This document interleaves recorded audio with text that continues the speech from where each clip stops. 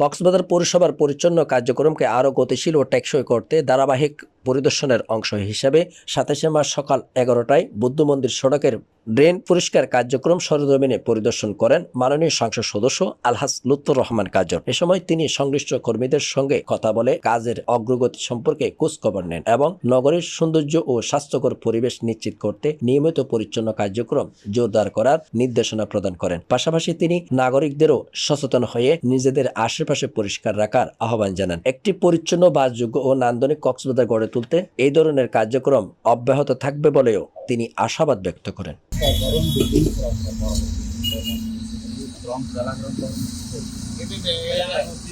প্রত্যেকটি জাতীয় মানুষগুলো উদ্বোধন দিচ্ছেন ব্যবস্থার মধ্যে বাহাত্তরের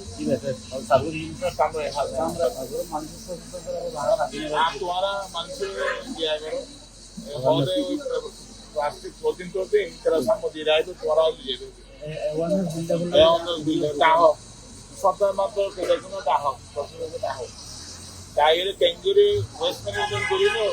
দাহাই দিই করে সচেতন করিল মানুষ আর দুয়াতন্য ইনগ্রেডিয়েন্ট প্রোভাইডার দিচ্ছি বড় দাহ